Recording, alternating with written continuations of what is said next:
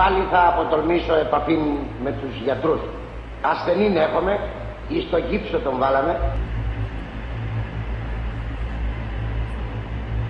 Don't fight against the doctor. Sometimes the doctor gives you medicine you don't like. But even if you don't like the medicine, the doctor is there to try to help you.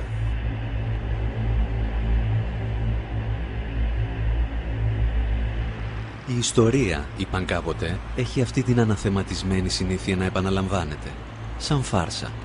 Και από ένα δικτάτορα γιατρό περάσαμε στον αρχίατρο του Διεθνούς Νομισματικού Ταμείου.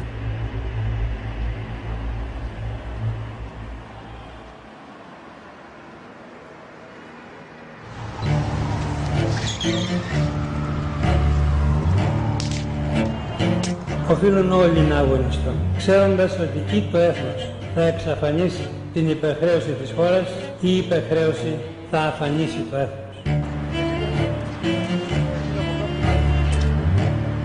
Η εισοδηματική πολιτική εφέτος θα είναι αυστηρά περιοριστική. Οι αυξήσεις που θα δοθούν θα είναι 0.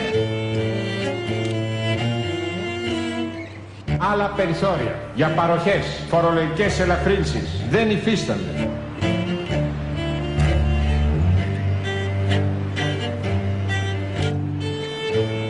Πρέπει να συμμαζέψουμε τη δημόσια δαπάνη, πρέπει να νοικοκυρέψουμε τα του οίκου μας και αυτά δεν γίνονται με τις δικές σας ακάλυπτες επιταγές μοιρασιών και παροχών σε μια τέτοια εποχή κρίσης.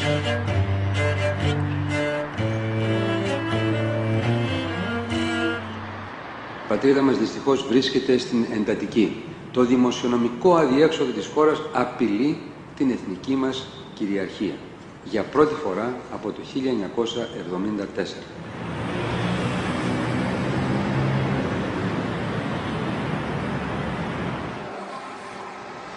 Μέσα σε σχεδόν 40 χρόνια, 2 κόμματα, 3 πολιτικές οικογένειες και ορισμένοι επιχειρηματίες οδήγησαν τη χώρα στη χρεοκοπία. Κήρυξαν στάση πληρωμών στους πολίτες, επιχειρώντας να σώσουν τους δανειστές τους.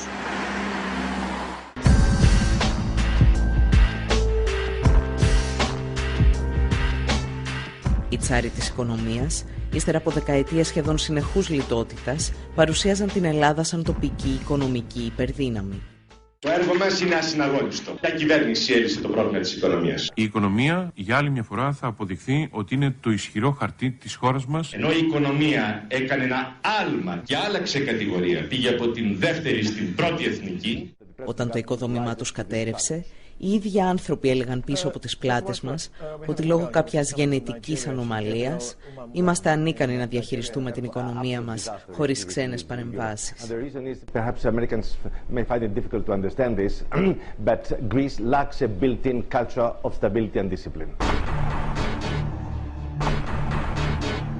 Η κυβέρνησή μας αποκαλούσε κοπρίτες και οι δανειστές μας γουρούνια. Όπως άλλωστε και όλες τις χώρες της Ευρωπαϊκής Περιφέρειας.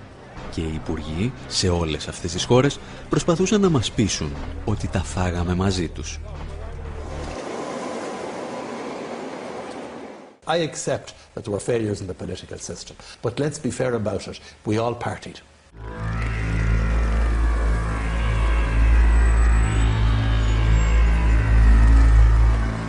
Η απάντηση στην καταγραφή που υπάρχει εναντίον του πολιτικού προσωπικού της χώρας. Πώς τα φάγατε τα λεφτά που μας ρωτάει ο κόσμος, είναι αυτή, σας διορίσαμε. Τα φάγαμε όλοι μαζί. Είμαστε λοιπόν τα άσωτα παιδιά μιας καλοκουρδισμένης παγκόσμιας οικονομίας και μιας επιτυχημένης Ευρώπης, ή μήπως το σύστημα είχε προβλήματα από τα νεανικά του χρόνια?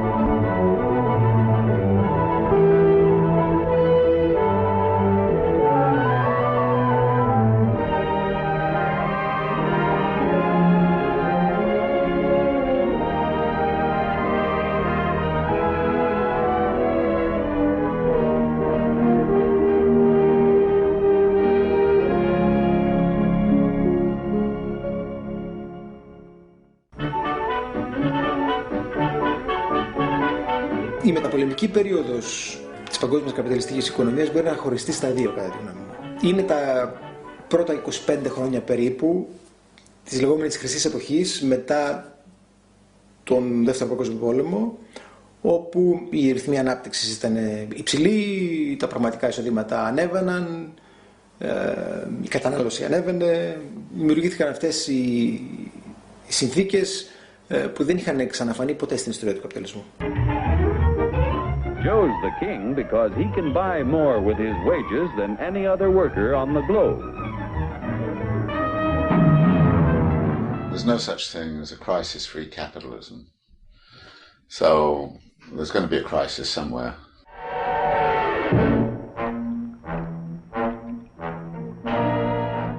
Αυτή η περίοδος έφτασε στο τέλος της στα μέσα της δεκαετίας του 1970.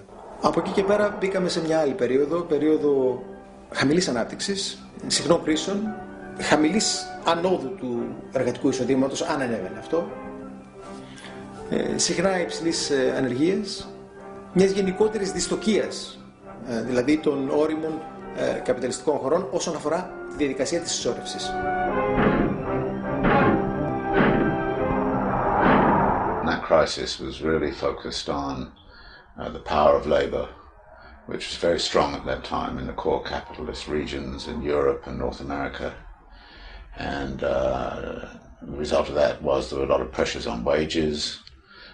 Labor was well organized. They had a lot of political power in the state, you know, in elections, and it was just simply a problem for capital. So they had to discipline labor, and they did it a number of ways. They did it mainly by opening up national economies to global competition, gaining access to the world's labor resources, eventually, of course, as China came into the picture. In the automatic Permafreeze, so see your dealer right away, get a Permafreeze today. Χαρακτηριστικό της περίοδου αυτής είναι η γιγάντωση του χρηματοπιστωτικού συστήματος, την οποία εγώ και άλλοι θα ονομάζαμε χρηματιστικοποίηση. Η χρηματιστικοποίηση έφερε και επέτεινε τις κρίσεις. Capital could go pretty much where it wanted with plenty of access to low-wage labor. But then the problem arose that the share of wages in national income was going down everywhere. And of course, wages is a big part of the market. And then there came the problem of how do you sell your goods when the purchasing power is not there. And the answer was give everybody credit. So we got the invention of the credit economy, which really picks up strongly in the 1980s and 1990s to cover the gap between what labor was actually getting and what it could purchase. And that's where many people started to see by the end of the 1990s, 2000, that this was the unsustainable bit. But so it was the way we got out of the crisis of the 1970s that prepared the ground for this kind of crisis.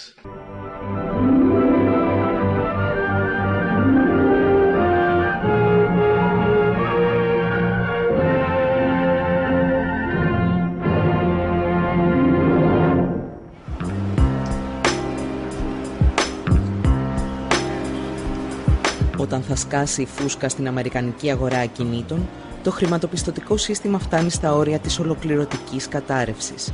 Συμπαρασύρει έτσι την πραγματική οικονομία που αντιμετωπίζει τα δικά της δομικά προβλήματα.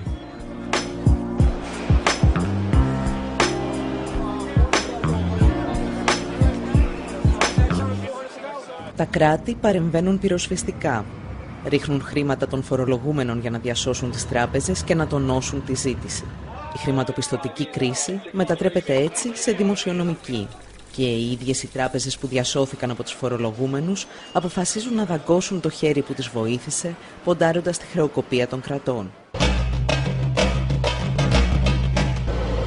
Η κερδοσκοπία επιδεινώνει την κατάσταση και για την Ελλάδα, μόνο που αυτή τη φορά είναι κάτι πιο βαθύ που μας λερώνει.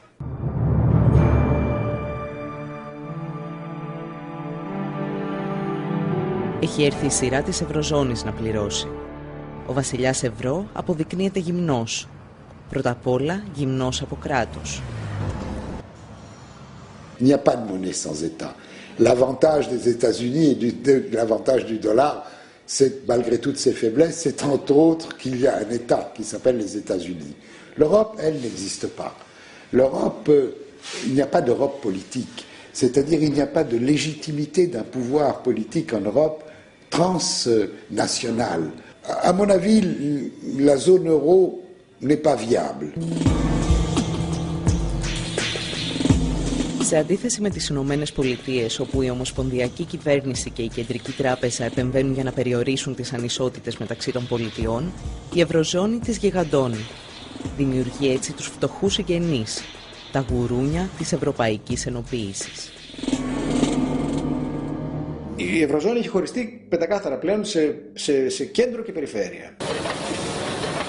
Η κρίση είναι εντονότατη στην περιφέρεια, είναι στον αλφα βαθμό κρίση της περιφέρειας. Ο μεγάλος κερδισμένος του ευρώ ως τέτοιου νέου νομίσματος είναι φυσικά οι χώρες του κέντρου και κυρίως η Γερμανία. Η ανταγωνιστικότητα άρχισε να διαφέρει πάρα πολύ και οι χώρες της περιφέρειας συστηματικά έχασαν ανταγωνιστικότητα. Αυτό λοιπόν ήταν μια άμεση απόρρεια του ευρώ.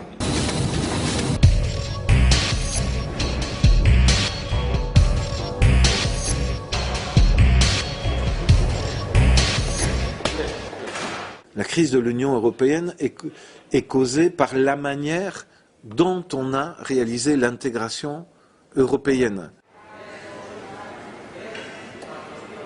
La Grèce, c'est comme si vous mettez dans un ring un Cassius Clay, champion du monde poids lourd, avec un poids plume, et vous lui dites allez démarrer la bataille et on va voir quel est le meilleur qui va gagner.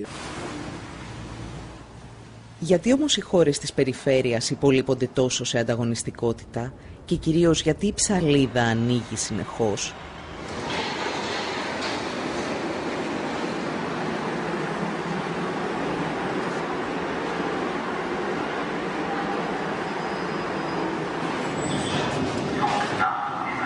Ο μύθος της οκνηρής περιφέρειας και της εργατικής Γερμανίας με την υψηλή παραγωγικότητα καταρρίπτεται.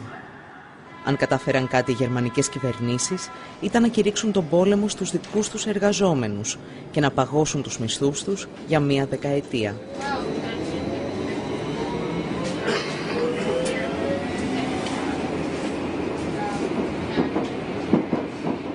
Also wir haben in den letzten Jahren Lohnstückkostensteigerungen in nominalen Größen in dem Umfang von 7% gehabt.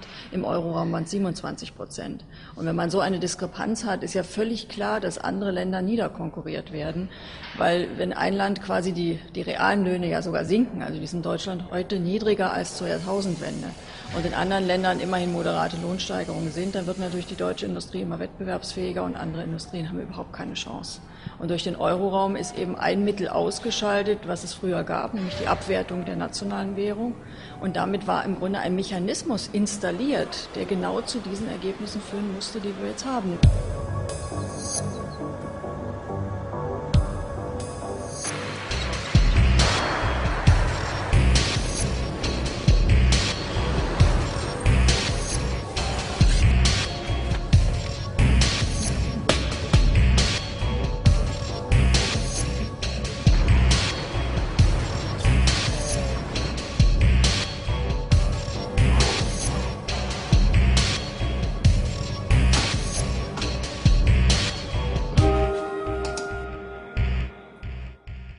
Η απώλεια ανταγωνιστικότητας φάνηκε με δύο τρόπους.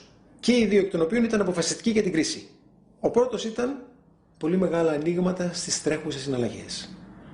Η Ελλάδα δε είχε το μεγαλύτερο όλων. Όταν δεν μπορείς να ανταγωνιστείς, οι συναλλαγές σου με τον υπόλοιπο κόσμο αρχίζουν και γίνονται ελληματικές. Το έλλειμμα λοιπόν της Ελλάδας είναι τρομακτικό. Αλλά ήταν κάτι που είδαμε και στις υπόλοιπες χώρες της περιφέρειας. Αυτό λοιπόν ήταν το ένα φαινόμενο. Συναφές με αυτό το φαινόμενο ήταν η συσσόρευση χρέους.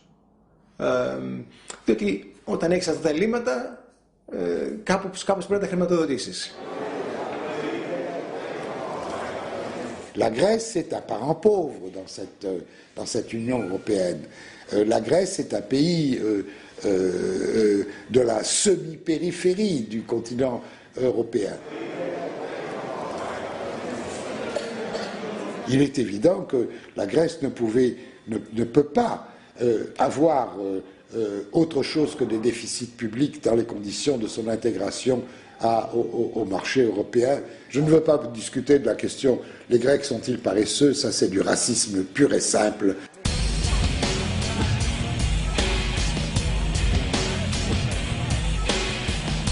Η Ευρωζώνη διαλύει το νοσοποιητικό σύστημα των χωρών της Ευρωπαϊκής Περιφέρειας, αφήνοντάς τις εκτεθειμένες στην παγκόσμια κρίση. Αχίλλειος πτέρνα αυτών των χωρών είναι τα ελλείμματα και το χρέος. Χρέος που στη δική μας περίπτωση έχει βαθιές ρίζες στην ιστορία του ελληνικού κράτους. Συνεχώς η χώρα μας μέσα από τη διάρκεια της Επανάστασης άρχισε τα πρώτα δάνεια και από τότε μέχρι τώρα συνεχώς δανείζεται με μία εξαίρεση.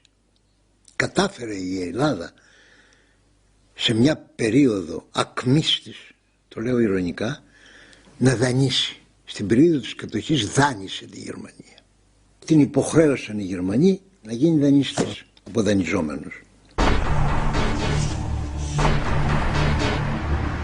Από τη γερμανική κατοχή και μετά, η χώρα επιστρέφει στον παραδοσιακό της ρόλο, του δανειζόμενου, και το δημόσιο χρέος, με τη σημερινή μορφή του, απογειώνεται από τη δεκαετία του 80. Η διατήρηση του δημόσιου δανεισμού σε ψηλά επίπεδα στην Ελλάδα έχει να κάνει με την κοινωνική και την ταξική δομή της Ελλάδας και με την μορφή που πήρε η οικονομία της τις τελευταίες δεκαετίες. Έχει να κάνει με την συστηματική αδυναμία του κράτους να φορολογήσει με αποτελεσματικό και στοιχειωδώς δίκαιο τρόπο. Ο Ανδρέας Παπανδρέου χτίζει το απαιτούμενο κοινωνικό κράτος, αλλά ταυτόχρονα μειώνει τη φορολογία ανώνυμων εταιριών και υψηλών εισοδημάτων. Υιοθετεί τις προβληματικές επιχειρήσεις σώζοντας θέσεις εργασίας. Κυρίως όμως σώζει τους ιδιοκτήτες τους. Το δημόσιο έλλειμμα αυξάνεται κατά πολύ. Μαζί του αυξάνεται και το δημόσιο χρέος. Η κυβέρνηση Μητσοτάκη συνεχίζει το δανεισμό. Το Μάστριχτ επιβάλλει τις αγορές ως μέσο κάλυψης των ελλημάτων, απαγορεύοντας άλλες δυνατότητες δημιουργίας χρήματος. Το χρέος εκτοξεύεται με το μεγαλύτερο μέσο ετήσιο ρυθμό ανόδου στην ελληνική ιστορία. Ο Κώστας Σιμίτης έχει περισσότερη τύχη. Τον βοηθούν η δημιουργική λογιστική, η πτώση των ευρωπαϊκών επιτοκίων και η άνοδος των ρυθμών μεγέθυνσης. Έτσι κρύβει κάτω από το χαλί τις βραδιφλεγείς βόμβες που ο ίδιος θέτει στο χρέος. Το ποσοστό του χρέους φαίνεται να υποχωρεί ελάχιστα. Ο Κώστας Καραμανλής μειώνει τη φορολόγηση του κεφαλαίου κατά 10 ολόκληρες μονάδες. Μέτρα σαν κι αυτό επιταχύνουν την κατάρρευση της οικονομίας. Το χρέος εκτινάσεται και πάλι. Τη σκητάλη παίρνει ο Γιώργος Παπανδρέου για να ρίξει τη χώρα στην αγκαλιά των ξένων δανειστών. Στο τέλος της εφαρμογής του μνημονίου, το δημόσιο χρέος θα αγγίζει το 167% του ακαθάριστου εθνικού προϊόντος.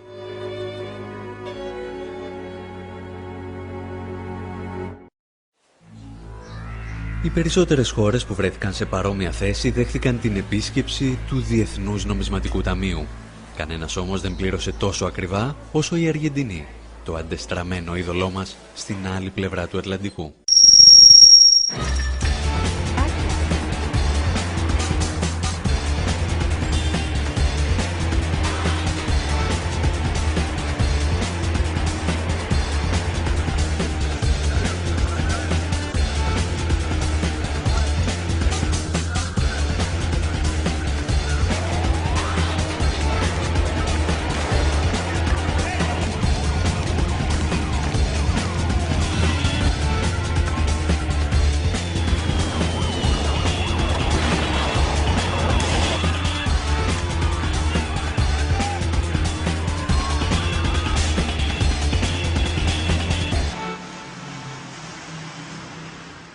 Η Αργεντινή θα πέσει στην παγίδα του χρέους μαζί με την Ελλάδα το 1824 με τα πρώτα βρετανικά δάνεια.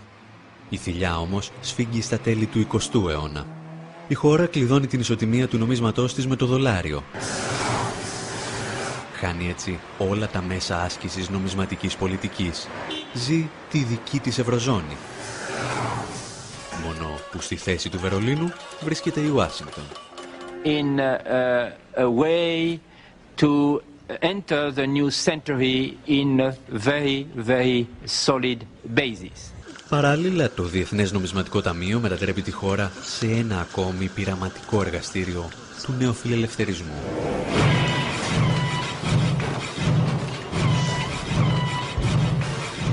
First of all, the IMF played a signature role in creating the crisis in Argentina, driving the same policies of deregulation and privatization that lead to immense corporate profits, but that really destroy the finances of a state.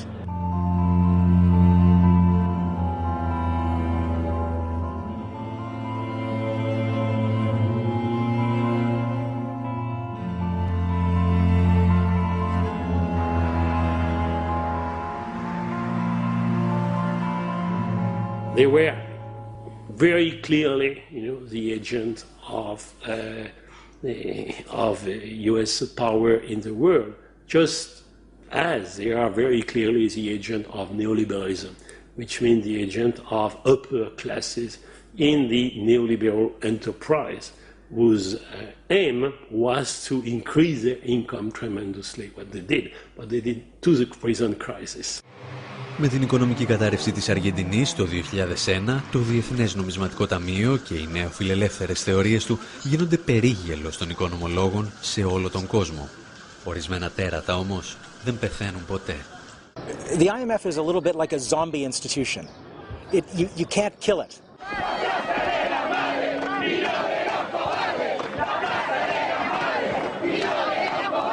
The IMF has reemerged as a player in quote-unquote bailing out countries that get into trouble, imposing austerity conditions as is happening across Europe and in a vicious and terrifying way in Greece. And there's no sense whatsoever that this institution has learned anything from the experience of Argentina.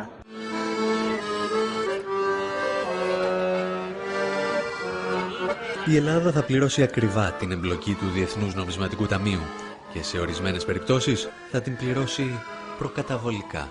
The irony of this promise is that in the new arrangement, this increase, Greece is going to put $2.5 billion in there. I think that's only a fiat monetary system worldwide can come up and have Greece help bail out Greece and be prepared to bail out even other countries. Ενώ η Αργεντινή είχε να αντιμετωπίσει μόνο το Διεθνές Νομισματικό Ταμείο, η Ελλάδα μετατράπηκε σε υπηρέτη δύο αφεντάδων, γιατί στην Ευρώπη το νεοφιλελεύθερο εγχείρημα είχε αναλάβει να προωθήσει και η Ευρωπαϊκή Κεντρική Τράπεζα. The European Central Bank was a tool, in the imposition of neoliberal policies in Europe. Είναι κωμικοτραγικό να το βλέπει κανείς, αλλά το Διεθνές Νομισματικό Ταμείο στην περίπτωσή μας, στην ελληνική περίπτωση, ήταν πιο μαλακό από την Ευρωπαϊκή Ένωση.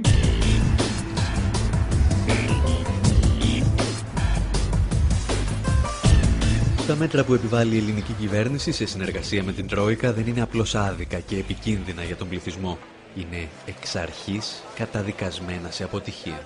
Έχουν τραγικά αποτελέσματα για το επίπεδο ζωής και την καθημερινή ζωή των πολλών και είναι άκρως απίθανο να έχουν θετικό αποτέλεσμα όσον αφορά την οικονομία συνολικότερα και τον τρόπο αντιμετώπισης του χρέους.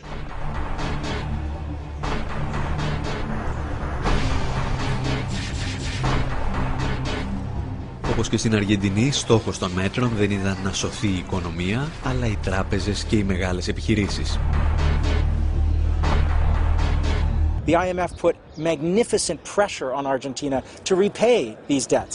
Many of the debts were inflated, in fact exploded, because of the transfer of debt from huge corporations, including some of the biggest banks in the world, onto the public treasury, onto the public purse, which the IMF pushed for as well. Τα μέτρα που έχουν ληφθεί λοιπόν μέχρι τώρα είναι μέτρα σταθεροποίησης, με την έννοια ότι είναι μέτρα τα οποία θα αποτρέψουν την άμεση στάση πληρωμών, αθέτηση πληρωμών από πλευράς Ελλάδας αύριο. Δεν είναι μέτρα τα οποία θα μειώσουν το χρέος. Αυτό δεν είναι φανερό, δεν χρειάζεται να το θεωρητικοποιήσουμε, γιατί το χρέος συνεχίζει να αυξάνεται και να αυξάνεται ταχύτατα, αφού υιοθετήθηκαν τα μέτρα και ως απόρρια των μέτρων. Είναι μέτρα που ελήφθησαν για να προστατευτούν οι δανειστές, να προστατευτούν οι τράπεζες με τον πιο ξεκάθαρο τρόπο. Μέσα σε λίγους μήνες η ελληνική κυβέρνηση θα προσφέρει στις ελληνικές τράπεζες 108 δισεκατομμύρια ευρώ, σχεδόν δηλαδή το σύνολο του πακέτου σωτηρίας που λαμβάνει από το Διεθνές Νομισματικό Ταμείο και την Ευρωπαϊκή Ένωση. Η Αργεντινή, όταν βρέθηκε αντιμέτωπη με ανάλογες καταστάσεις, τιμώρησε αρκετούς από τους υπευθύνους. Η εικόνα των προέδρων που εγκατέλειπαν το προεδρικό μέγαρο με ελικόπτερα στοιχιώνει ακόμη το Διεθνές Νομισματικό Ταμείο, αλλά και τους συνεργάτες τους.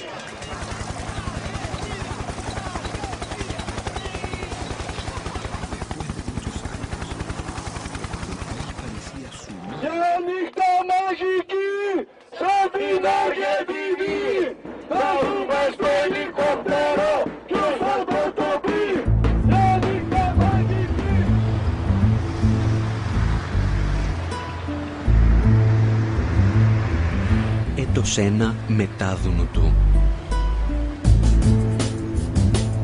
Η Ελλάδα έχει μπει σε ένα εντατικό πρόγραμμα εξυγιάνσεων, αξιοποιήσεων, εξορθολογισμού και συμμαζέματος.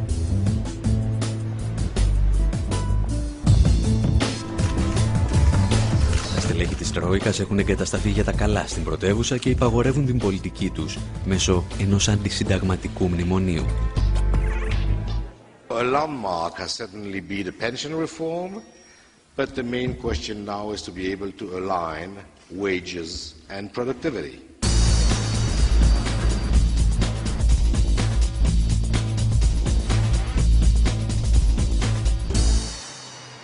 Τι είμαστε σήμερα? Είμαστε ελεύθερη χώρα, είμαστε ανεξάρτητη υποτέλεια, είμαστε στην πλήρη ολοκληρωτική υποτέλεια. Είναι άλλο θέμα η ελευθεριά και άλλο θέμα είναι η εθνική ανεξαρτησία. Δηλαδή το πρόβλημα της χώρας μας είναι πρόβλημα εθνικής ανεξαρτησίας σήμερα.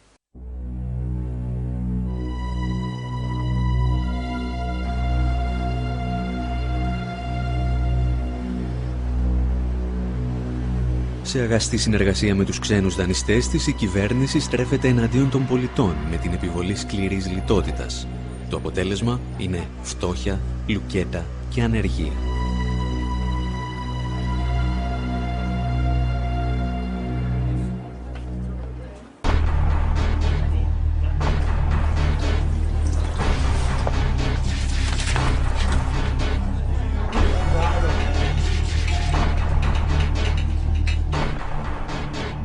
Ήδη εμείς αντιμετωπίζουμε το κέντρο της Αθήνας σαν να βρίσκεται σε μια ανθρωπιστική κρίση. Έχουμε όλα τα χαρακτηριστικά. Ανθρώπους που πεινάνε, άστεγους, ανθρώπους που δεν έχουν φάρμακα και γιατρό, ανθρώπους που περιφέρονται στις πλατείες. Δεν είναι πολύ διαφορετική από αυτό που βλέπουμε σε πόλεις του τρίτου κόσμου. Και σκεφτείτε ότι εμείς βλέπουμε τους πιο φτωχούς των φτωχών. Υπάρχουν άνθρωποι που έχουν ακόμα κάποια ασφαλιστικά δικαιώματα, αλλά δεν φτάνουν. Ή όπως χαρακτηριστικά μου είπε μια μικροσυνταξιούχος, μια γυναίκα των 500 ευρώ που ήρθε εδώ, ότι ή θα πάρω τα φάρμακα ή τα τρόφιμα και τα δύο δεν μπορώ. Τα μέτρα της κυβέρνησης δεν υποβαθμίζουν απλώς το επίπεδο διαβίωσης των πολιτών. Απειλούν ευθέως την ίδια τους τη ζωή.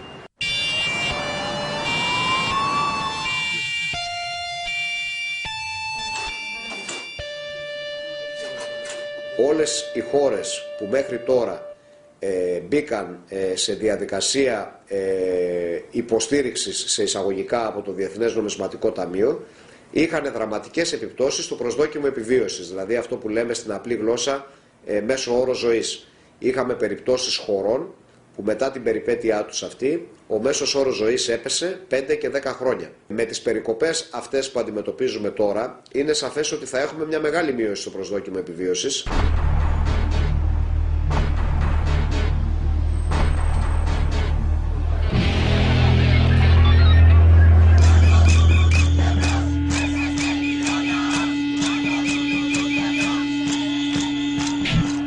Οι πολίτες αντιδρούν.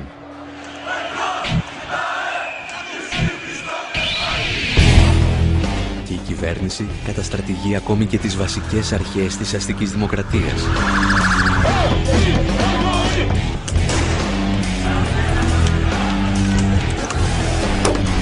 Με το ιδιώνυμο της κουκούλας, τις προληπτικές προσαγωγές και τους κουκουλοφόρους αστυνομικούς στα όρια του παρακράτους.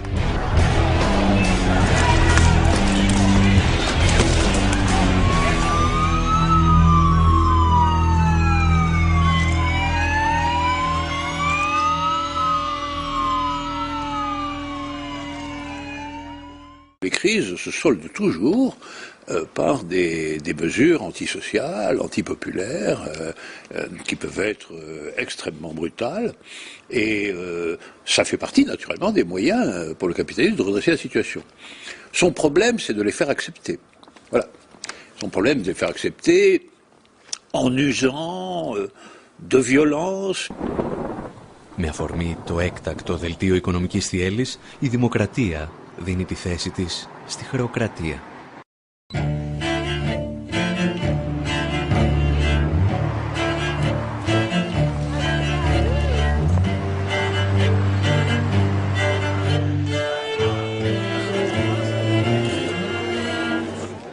Une crise du capitalisme, c'est quand même une énorme destruction de valeur. C'est quand même de la valeur qui part en fumée dans la spéculation financière. Donc, cette destruction de valeur, il faut que quelqu'un la paye. Les capitalistes n'ont pas l'intention de la payer eux-mêmes, hein. On les comprend d'ailleurs. Ils ne sont pas altruistes, ils ne sont pas... Αν όμως αυτοί που προκάλεσαν την κρίση δεν είναι διατεθειμένοι να πληρώσουν, γιατί να την πληρώσουμε εμείς?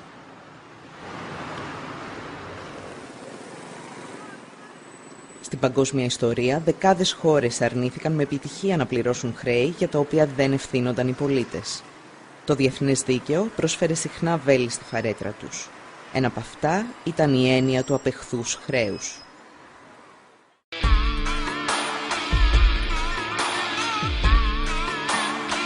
Η ιστορία μας ξεκινά τη δεκαετία του 1920 με τον Αλεξάνδερ Σακ.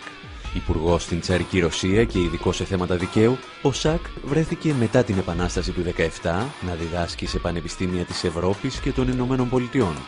Και το 1927 παρουσίασε μια λαμπρή ιδέα, την έννοια του απεχθούς χρέους. Για να ορίσουμε ένα χρέος ως απεχθές, είπε, πρέπει να υπάρχουν 3 προϋποθέσεις. Πρώτον, το καθεστώς της χώρας να προχώρησε στη σύναψη του δανείου χωρίς τη γνώση και τη συγκατάθεση των πολιτών. Δεύτερον, τα δάνεια να σπαταλήθηκαν σε δραστηριότητες που δεν ωφέλησαν τους πολίτες της χώρας. Και τρίτον, ο πιστωτής να ήταν ενήμερος για αυτή την κατάσταση και να σφύριζε αδιάφορα. Οι προτάσεις του Σακ ακούγονται προοδευτικές, εάν όχι επαναστατικές. Στην πραγματικότητα, εκείνη την εποχή εξυπηρετούσαν τα συμφέροντα μιας αναδυόμενης υπερδύναμης, των Ηνωμένων Πολιτειών. Οι Ηνωμένες Πολιτείες είχαν χρειαστεί την έννοια του απεχθούς χρέους από το 1898, όταν κέρδισαν τον Ισπανοαμερικανικό πόλεμο και προσάρτησαν την Κούβα. Το πρόβλημα ήταν ότι μαζί με το νησί προσάρτησαν και το λογαριασμό που άφηνε πίσω του το απικιακό καθεστώς της Ισπανίας. Και επειδή η Ισπανική απικιοκρατία κράτησε 4 αιώνες, από τη στιγμή δηλαδή που ο Κολόμβος πάτησε το πόδι του στην Αμερική μέχρι το 1898, το χρέος ήταν ελαφρώς μεγάλο. Οι Ηνωμένες Πολιτείες δεν σκόπευαν φυσικά να πληρώσουν τα σπασμένα των προηγούμενων καθεστώτων. Αποφάσισαν ότι το χρέος της Κούβας είναι απεχθές, οπότε αρνήθηκαν να το πληρώσουν.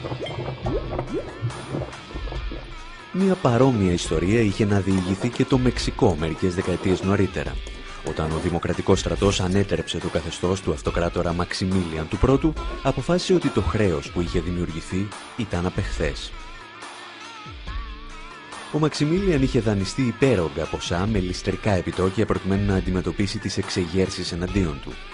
Και επειδή χρώσταγε πολλά, τόσο στους δανειστές του, αλλά κυρίως στο λαό του Μεξικού, τον έστησαν στα 10 μέτρα και τον εκτέλεσαν. Τα περισσότερα παραδείγματα απεχθούς χρέους του 19ου αιώνα και των αρχών του 20ου φαίνεται να αφορούν υποανάπτυκτες χώρες της Αμερικανικής Υπήρου. Στην πραγματικότητα, πίσω από όλες τις αποφάσεις για πάυση πληρωμών βρισκόταν μια ανερχόμενη υπερδύναμη, οι Ηνωμένες Πολιτείες. Και αυτή η υπερδύναμη θα φέρει την έννοια του απεχθούς χρέους και στον 21ο αιώνα.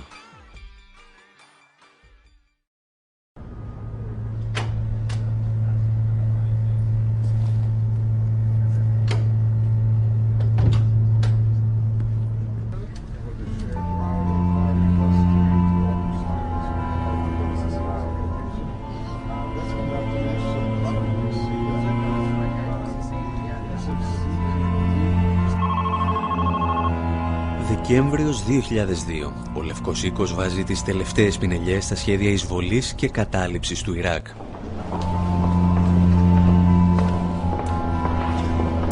Πριν ηχήσουν όμως τα όπλα, οι Αμερικανοί αξιωματούχοι προετοιμάζονται για την επόμενη ημέρα από την ανατροπή του Σαντάμ Χουσέιν.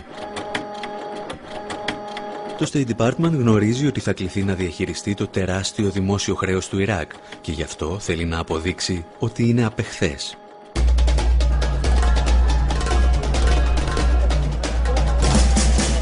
Δημιουργεί λοιπόν μια μυστική ομάδα εργασίας και η ομάδα αυτή προτείνει η πρώτη μεταβατική κυβέρνηση να κηρύξει στάση πληρωμών με το επιχείρημα ότι ο Ιρακινός λαός δεν πρέπει να πληρώσει το απεχθές χρέος του καθεστώτος. Όλα είναι πλέον έτοιμα για την επίθεση. My fellow citizens, at this hour, American and coalition forces are in the early stages of military operations to disarm Iraq, to free its people, and to defend the world from grave danger.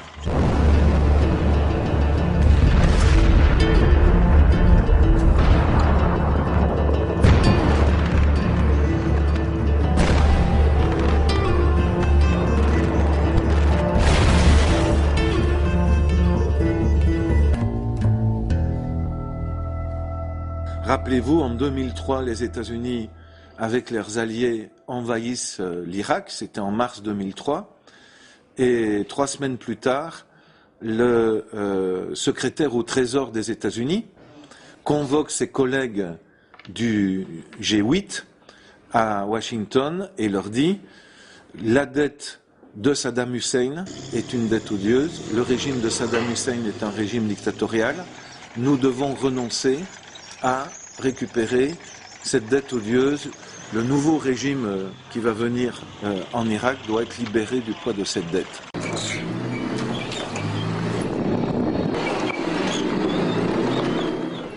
Major combat operations in Iraq have ended. In the Battle of Iraq, the United States and our allies have prevailed. Ο George Bush θα αναθέσει στον πρώην Υπουργό Εξωτερικών James Baker να πείσει τη διεθνή κοινότητα ότι το χρέος του Ιράκ είναι απεχθές. Και αυτός υποστηρίζει ότι ο Σαντάμ Χουσέιν σπαταλούσε τα χρήματα του λαού του για να κατασκευάζει παλάτια και να αγοράζει όπλα. Μεταξύ άλλων, οι Αμερικανοί διπλωμάτες απέδειξαν ότι το Ιράκ όφιλε δισεκατομμύρια δολάρια στη Γαλλία και τη Ρωσία για την αγορά πυράβλων Exocet και μαχητικών αεροσκαφών Mirage F1 και MiG. Στην πραγματικότητα, η συμπεριφορά του Χουσέιν δεν διαφέρει και τόσο από την πρακτική αρκετών ηγετών της Δύσης. Τα παλάτια είναι για τον αραβικό κόσμο ότι οι Ολυμπιακοί αγώνες για τη Δύση. Μια επίδειξη οικονομικής αλλά και γεωπολιτικής κυριαρχίας.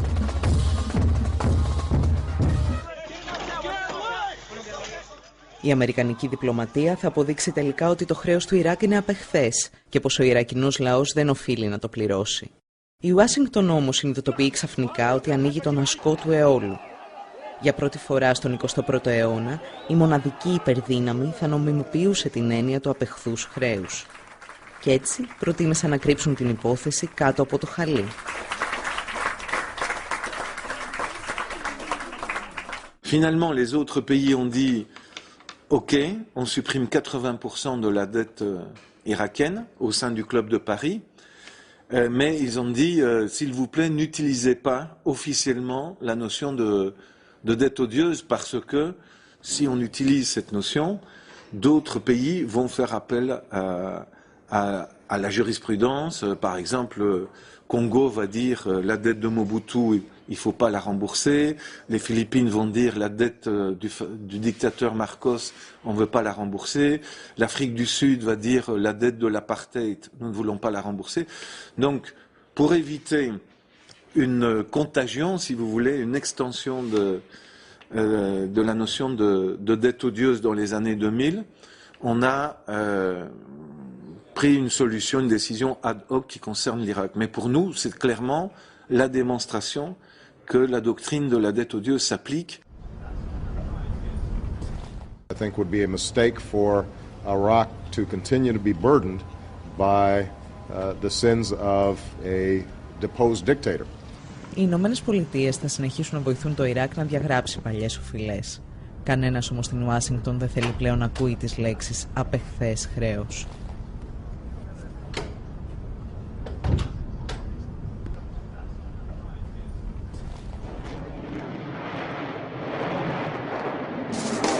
Το Ιράκ κατάφερε να διαγράψει ένα μεγάλο τμήμα του χρέους του με τις πλάτες μιας αυτοκρατορίας. Μια άλλη χώρα όμως αποφάσισε να σταθεί στα δικά της πόδια και να τα βάλει με το Διεθνές Νομισματικό Ταμείο και τους μεγάλους δανειστές της. Κατάφερε να αποδείξει ότι το χρέος της ήταν όχι μόνο απεχθές, αλλά παράνομο και αντισυνταγματικό.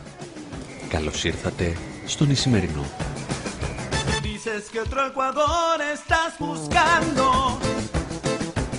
Que nuestros compatriotas no estén emigrando. No hace mucho tiempo que esto no pasaba en mi nación, por eso sé que tú vas a ganar. Vota por el mejor.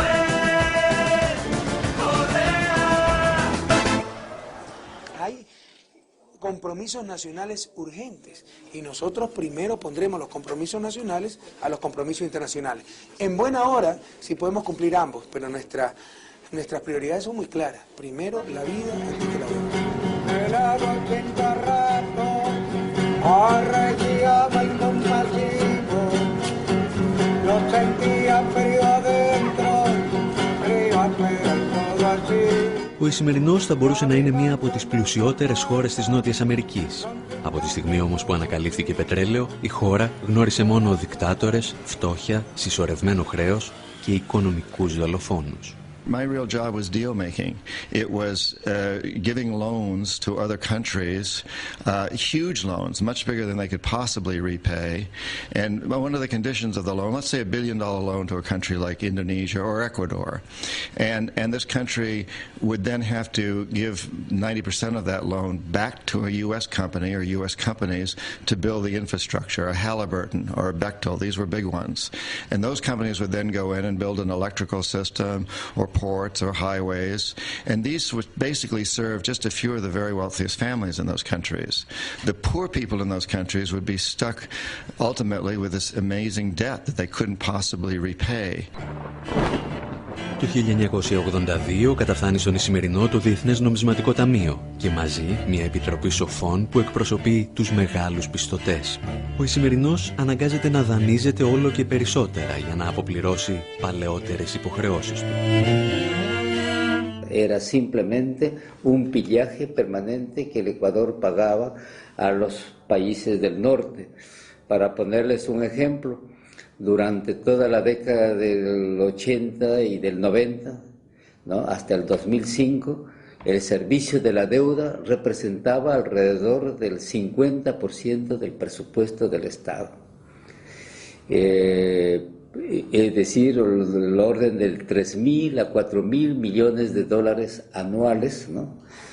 Mientras que para salud, el gasto de salud anual del presupuesto era apenas del 4%.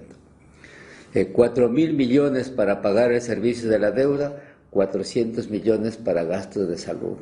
4.000 millones para pagar el servicio de la deuda y 800 millones para educación, ¿no?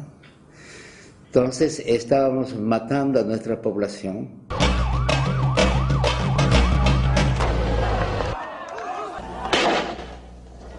Ο Ισημερινός εξεγείρεται. Η κρίση φαίνεται προς στιγμή να ελέγχεται όταν αναλαμβάνει ο Λούτσιο Γκουτιέρες, ο οποίος υπόσχεται κοινωνικές παροχές.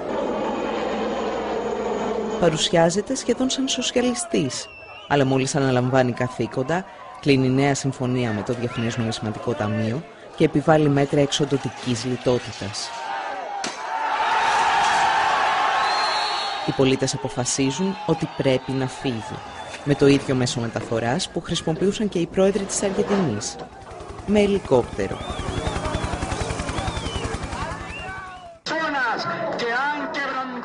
Ο αντιπρόεδρος Παλάσιο, που αναλαμβάνει την εξουσία, ξεκινά με καλές προθέσεις. Σύντομα όμως υποκύπτει στην Ουάσιγκτον και ο λαός στρέφεται στο μοναδικό πολιτικό που είχε αντισταθεί στις διεθνείς πιέσεις, τον Ραφαέλ Κορέα.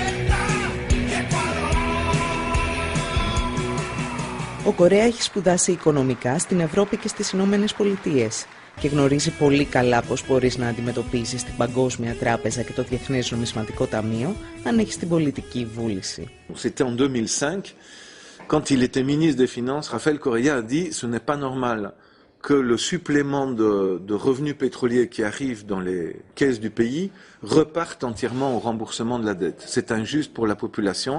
Et il a dit 80% des revenus pétroliers doivent être destinés à améliorer les dépenses sociales dans l'éducation, dans la santé, dans la création d'emplois.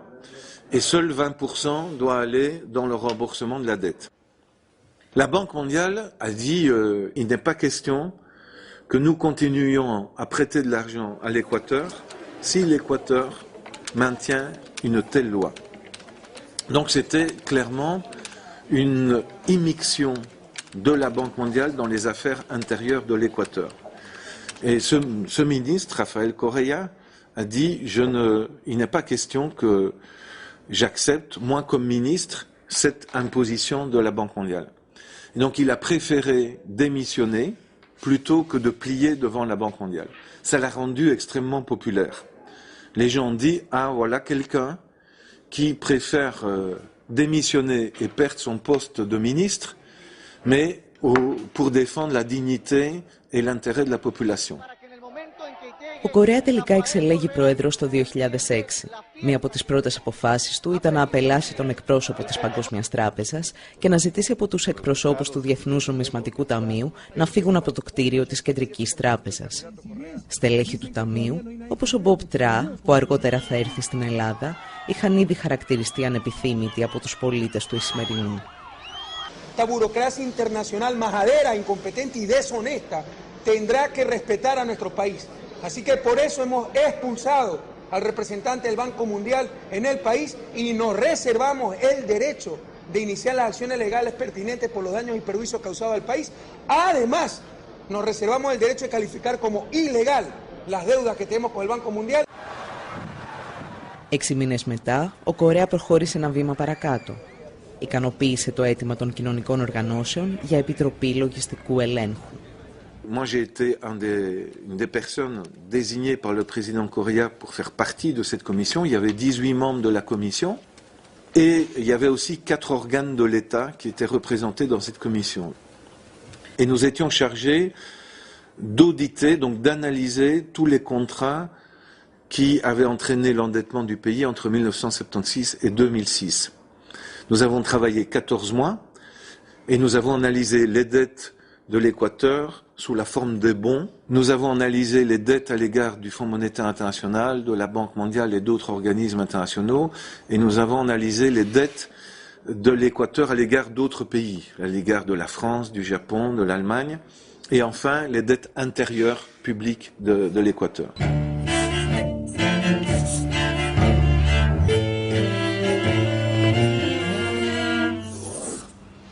La pelea por tener acceso a la documentación fue dura, terrible. En el Ministerio de Finanzas, un colaborador nuestro, Alejandro Olmos, hijo, y mi persona, fuimos declarados personas no gratas en el Ministerio de Finanzas y todos los funcionarios del Ministerio de Finanzas hicieron una carta al ministro quejándose y denunciando nuestra posición, tanto de Alejandro Olmos como la mía, que estábamos afectando a los funcionarios del ministerio, ¿no? O sea que nosotros nos reímos de ese hecho, pero para que vea cómo nosotros hemos tenido dificultades serias en este caso y hemos sido acusados de ser los malos de la película, ¿no? En este proceso de auditoría. Παρά τα εμπόδια, η Επιτροπή κατόρθωσε να ολοκληρώσει το έργο της και διαπίστωσε ότι ένα μεγάλο κομμάτι των χρεών ήταν μη νομιμοποιημένο. Έδωσε τα συμπεράσματά της στο κράτος και το κράτος τα έδωσε στους πολίτες. En fait, ce qui était très important au niveau de la commission d'audit de l'Équateur, c'est que tous nos travaux ont été rendus publics. Donc la population équatorienne a été largement informée de pourquoi la dette qui avait été contractée par le gouvernement antérieur de l'Équateur, notamment au cours de l'année 2000, était une dette frappée d'illégitimité. La patria vuelve, el Congreso es decadente, el partido clase es dictadura, con los políticos de siempre. El poder es ciudadano, te lo dice tu hermano, con la constituyente al pueblo ecuatoriano. Dale Correa, dale Correa. A esos que se creen dueños del Ecuador, nos robaron el futuro y no votaron el país. Dale Correa, dale Correa. Dale Correa, Rafael. Έχοντας τα στοιχεία από την Επιτροπή, η κυβέρνηση απέδειξε ότι το χρέος είναι μη νομιμοποιημένο και ανακοίνωσε πάυση πληρωμών για το 70% του ομολογιακού χρέους του Ισημερινού. Frente a esa situación, los tenedores de la deuda ecuatoriana comenzaron a sacar sus bonos al mercado a valores muy bajos, del 20% de su valor. ¿Y qué hizo el Ecuador en forma secreta, no? El gobierno ecuatoriano comenzó a comprar, utilizó unos 800 millones de dólares para comprar 3.000 millones de dólares de deuda. Y fue para el caso ecuatoriano una reducción muy importante de la deuda, que permitió obviamente mejorar las condiciones de vida de la gente. Il faut aussi, dans l'économie faite par l'Équateur, compter les intérêts qu'il aurait fallu payer jusque 2012 ou 2030. Et si on prend tout en compte, c'était une économie de 7 000 millions, de plus de 7 000 millions de dollars pour l'Équateur. Donc une économie très importante pour le pays, ce qui a permis au gouvernement d'augmenter très fortement les dépenses d'éducation, de santé, pour la création d'emplois aussi, pour l'amélioration des infrastructures. Ecuador is no longer in sale, you know? Hey! Hey! Hey! Hey!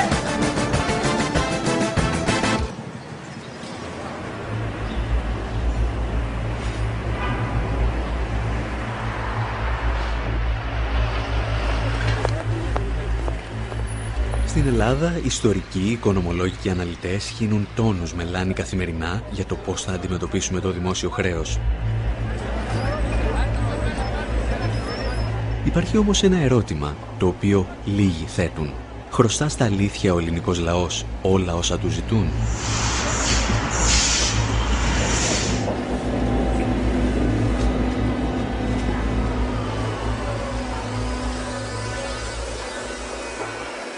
La dette plus récente de la Grèce, je dirais, c'est une dette frappée d'illégitimité et d'illégalité. Alors, quels sont les signes de ça?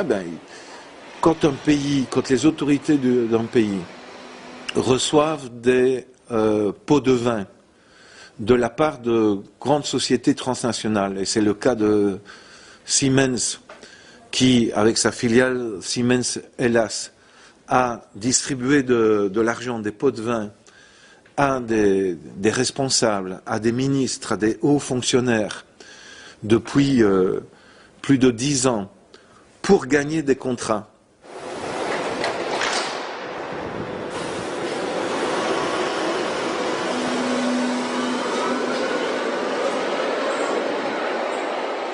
Là, on peut dire qu'il y a clairement une marque d'illégalité et d'illégitimité et que ces dettes-là doivent être mises en cause, c'est absolument évident pour moi. Η ελληνική δικαιοσύνη αποδείχθηκε λίγη στην υπόθεση Siemens και φάνηκε πολύ αργή και σε άλλες περιπτώσεις συμφωνιών πίσω από την πλάτη του λαού που αυξάνουν σήμερα τα νούμερα του χρέους.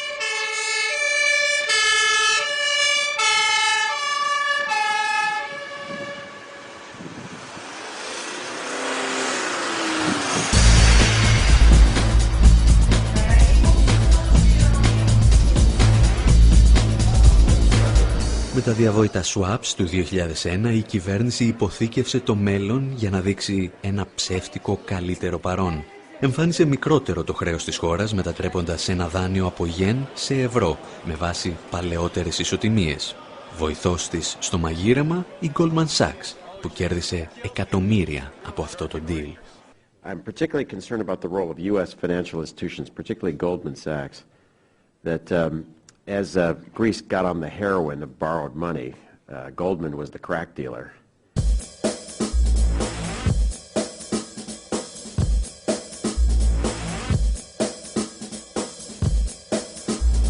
Το κόλπο πέτυχε για πολλά χρόνια και οι ελληνικές πολιτικές ελίτ έδειξαν ότι ξέρουν να ανταμείβουν τους συμμάχους τους. Προσέλαβαν ξανά την Goldman Sachs ως σύμβουλο με τους πολίτες να πληρώνουν τη συνεργασία.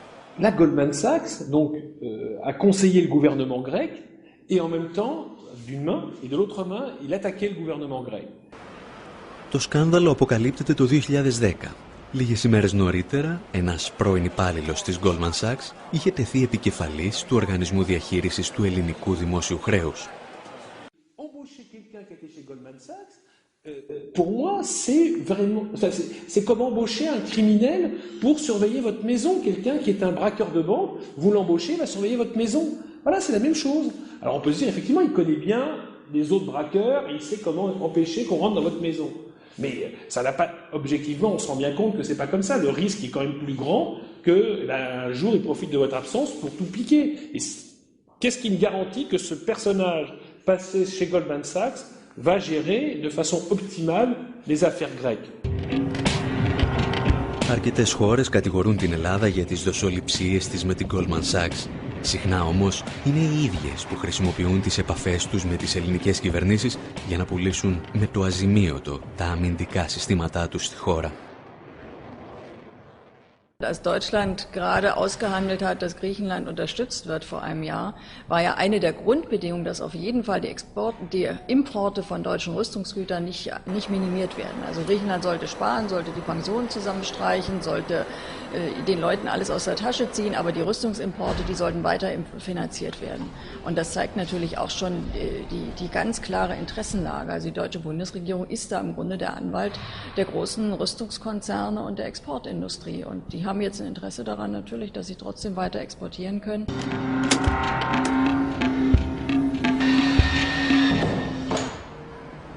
On est quand même hypocrite.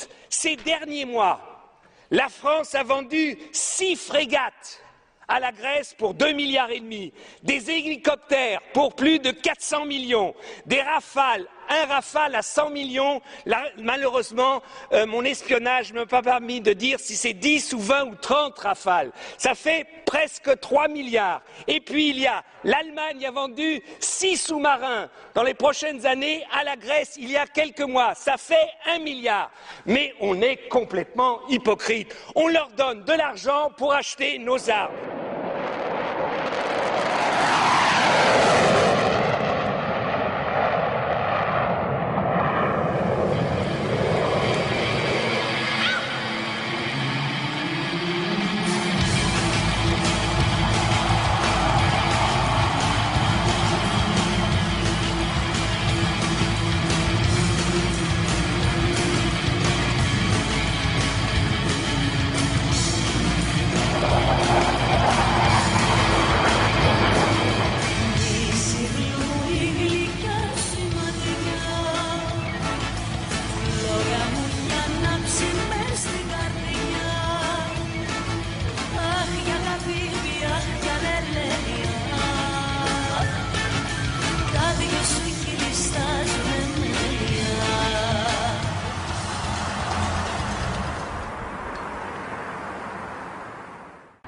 Μπροστά στην ευρωπαϊκή υποκρισία, εγκληματικές υποχωρήσεις συνοδεύουν εγκληματικές αποφάσεις. Πάντα με πρόσχημα το εθνικό καλό ή μια νέα μεγάλη ιδέα που άφησε πίσω της κατεστραμμένα ακίνητα και τεράστια χρέη. We have spent a lot of money. We have spent twice the money that I've spent in Sydney. I don't know about the... We'll know about the final cost after, of course, the end of the Olympic Games. You mentioned $1.2 billion for security. Where does that money come from? We have the money. It's Greek money, or is it from the Olympic Committee? Does some of it come from the United States? No, we're talking about Greek money now. We're talking about money that is more than we can afford, maybe. Mm-hmm. We're talking just about security.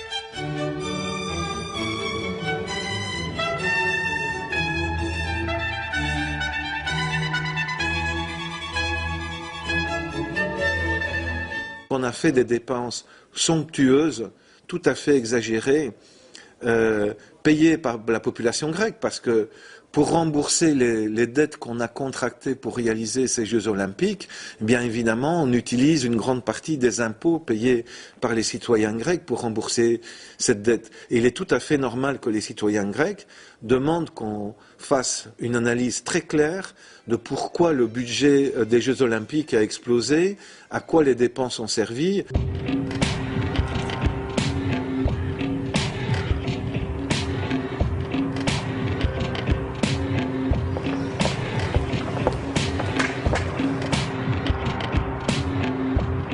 Οι Ολυμπιακοί Αγώνες και η σχέση διαφθοράς με εταιρείες όπως η Siemens και η Goldman Sachs αποτελούν την κορυφή του παγόβουνου συμφωνιών που κλείνονταν σε βάρος και εν αγνία των πολιτών.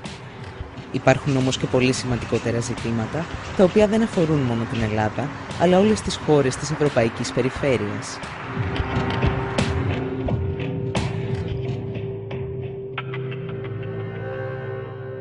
Έχουν ακολουθηθεί όλοι οι κανόνες που επιβάλλονται και προσδιορίζονται όσον αφορά την έκδοση ομολόγων? Υπάρχουν θέματα νομιμότητας όσον αφορά τις τράπεζες οι οποίες έχουν παίξει τον πρώτο ρόλο είτε στην πρωτογενή αγορά είτε στη δευτερογενή αγορά για την έκδοση των ομολόγων αυτών? Ποιες είναι αυτές οι τράπεζες, πώς αμείφθηκαν, με ποιους όρους μπήκαν σε αυτές τις διαδικασίες?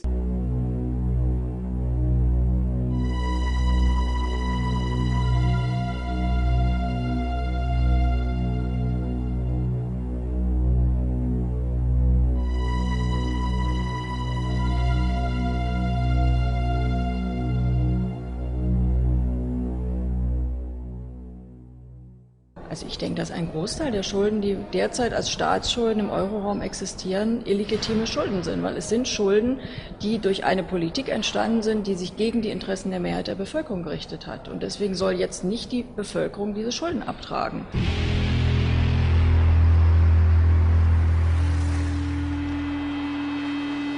Το παράδειγμα του Ισημερινού μας έδειξε πως όλες αυτές οι παράνομες ή απεχθείς συμβάσεις μπορούν να έρθουν στο φως μέσα από τη δημιουργία μιας επιτροπής λογιστικού ελέγχου. Γιατί δεν μας λένε καθαρά ποιο είναι αυτό το χρέος, πόσο είναι αυτό το χρέος και πώς δημιουργήθηκε αυτό το χρέος και πού οφείλουμε και σε ποιους οφείλουμε? Γι' αυτό είναι αναγκαίο και απαραίτητο ένας λογιστικός έλεγχος ώστε να προσδιορίσει ακριβώς τι είναι αυτό το χρέος.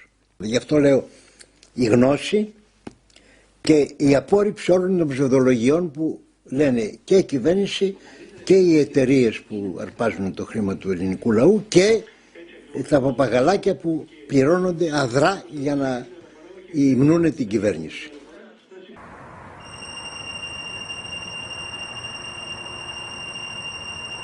Ποιος θα φτιάξει όμως την Επιτροπή Λογιστικού Ελέγχου? Και κυρίως πώς θα εξασφαλίσουμε ότι δεν θα είναι μία ακόμα εξεταστική επιτροπή της Βουλής, φτιαγμένη από τους ανθρώπους που μας έφεραν σε αυτή την κατάσταση? Η Επιτροπή Λογιστικού Ελέγχου να μην είναι μια επιτροπή σοφών, δεν πρόκειται περί αυτού, γιατί αν σχηματιστεί απλώς μια επιτροπή σοφών, την οποία θα φτιάξει η κυβέρνηση, έστω και αν καλέσει ανθρώπους από το εξωτερικό, έστω και αν βάλει και ορισμένους από την μεμονωμένα άτομα από την κοινωνία των πολιτών κτλ., θα υπάρχει ο κίνδυνος να είναι ένα φερέφωνο. Los únicos que tienen autoridad moral y el derecho de demandar una auditoría es el pueblo, que es el que está sufriendo sus consecuencias, ¿no? Y es importante sensibilizar a toda la población, en este caso la población griega, a todas las organizaciones sociales griegas, para que se unan y en las calles demanden la auditoría, ¿no? Dans la situation grecque, effectivement, comme le Parti de la Nouvelle Démocratie ou le PASOK ont bénéficié eux-mêmes davantage en endettant le pays depuis une quinzaine d'années, et il est certain que ces partis voient très mal l'idée de faire un audit parce que leur responsabilité va être démontrée aux yeux de l'opinion publique.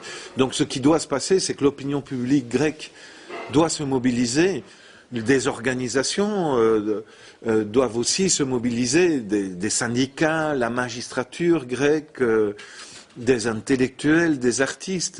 Les gens doivent faire connaître leur avis et faire monter la pression sur le pouvoir politique.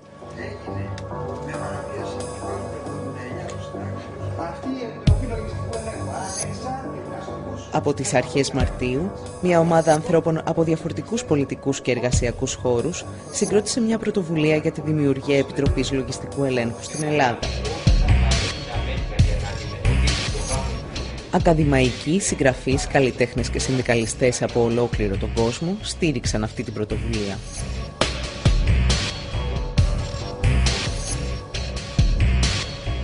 Η Επιτροπή Λογιστικού Ελέγχου θα διερευνήσει ποια τμήματα του χρέους είναι απεχθή και ποια είναι παράνομα και θα αποδείξει ότι ο ελληνικός λαός, βάσει της ελληνικής και της διεθνούς νομολογίας, δεν οφείλει να τα πληρώσει.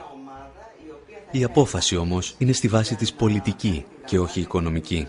Ακόμη και αν το χρέος ήταν νόμιμο, καμία κυβέρνηση δεν έχει το δικαίωμα να δολοφονεί τους πολίτες της για να εξυπηρετήσει τους δανειστές της. Και όλο το ελληνικό χρέος, το 350 δις ευρώ, να αποδειχτεί νόμιμο, που δεν θα αποδειχτεί έτσι, αλλά και όλο να αποδειχτεί νόμιμο, πάλι η Ελλάδα δεν μπορεί να το σηκώσει. Πάλι δηλαδή θα πρέπει να διαγραφεί. Εάν η εξυπηρέτηση του χρέους, η διατηρησιμότητά του επιβάλλει διάλυση των νοσοκομείων, διάλυση της παιδείας, διάλυση των δρόμων, τότε το χρέος σε κοινωνική βάση είναι μη διατηρήσιμο. What in effect the government is saying is that they are going to default in relationship to the Greek people. And I don't understand how a social democratic, socialist, popularly elected government can turn to its own voters and say we're going to default on you instead of defaulting on the financial institutions. There is only one single option in the coming decades, which is not to pay this debt, because it was based on neoliberalism. And the neoliberal endeavor, was a crime against humanity. Personne n'a l'obligation de payer sa dette, parce que cette dette a été accumulée à travers un fonctionnement vicieux du marché financier. Il est immoral de payer une dette immorale.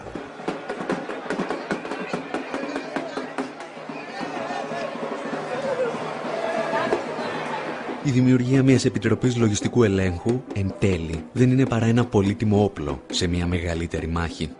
Μια μάχη που θα διεξαχθεί με τους παραδοσιακούς όρους με τους οποίους διεξάγονται αυτές οι μάχες εδώ και αιώνες. Χωρίς αυτήν, όσες φορές και αν διαγράψουμε το χρέος, αυτό θα αναγεννάται από την τέφρα του.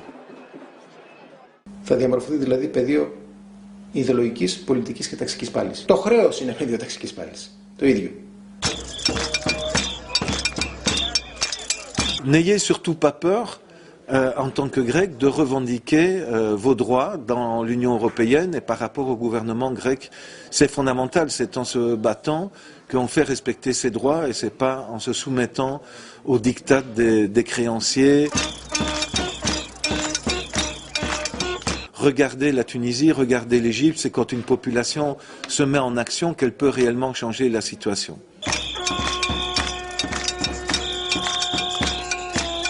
Να αποτινάξουμε από πάνω μας την υποτέλεια, να απελευθερωθούμε από το Διεθνές Νομισματικό Ταμείο, να απελευθερωθούμε από την Τράπεζα την Ευρωπαϊκή, να απελευθερωθούμε γενικά από την Τρόικα, η οποία είναι η οικονομική υποδούλωση της Ελλάδας.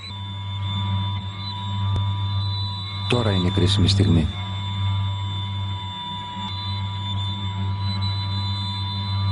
Πάμε.